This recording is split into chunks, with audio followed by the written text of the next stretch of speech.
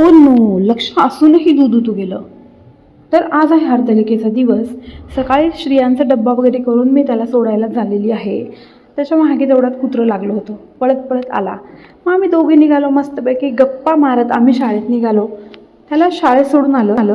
आज होता हरतालिकेचा उपवास, त्यामुळे मी शेंगा भाजायला घेतल्या आणि थोडे फ्रूट्स होते घरात, ते पण कट करून घेतले. कारण उपवास होता त्यामुळे ते तरी खाऊन घ्यावं म्हणलं, कारण मीठ तर दोनदा खाता येत. लगेच पूजेसाठी जी पत्री लागणार होती ती मोजून ते लगेच स्वच्छ पाण्याने धुवून टाकली आणि पुसूनही ठेवली, कारण नंतर मला जायचं होतं बाहेर. खूप साऱ्या वस्तू आणायच्या होत्या ज्या पूजेसाठी लागणार होत्या. मग मी आवरून पटकन निघाले आणि आल्या आल्या लगेच पूजेसाठी आवरायला घेतलं. आणि तुम्हाला एक गोष्ट शेअर करायची होती मला. ही जी चिंचपेटी आहे ती ऑनलाईन मी मागवली होती खास आज घालण्यासाठी.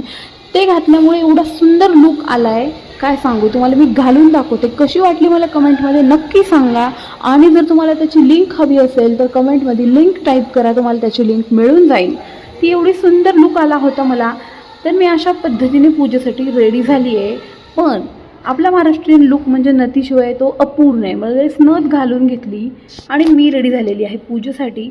व्यवस्थित पूजा मांडली आणि तोवर आमच्या सासूबाई इकडे आमचं उपवासाचं जे काय आहे ते करायला घेतलं होतं. त्यांनी छानपैकी वडे केले होते आणि मग मी लगेच आरती करून घेतली, कथा वाचून घेतली आणि नंतर लागली होती खूप भूक. मग मी उपवास सोडायला बसले आणि आमच्या सासूबाईंनी मला मस्त गरम गरम वडे तळून दिले. मग आम्ही दोघी बसून ते एन्जॉय केलं.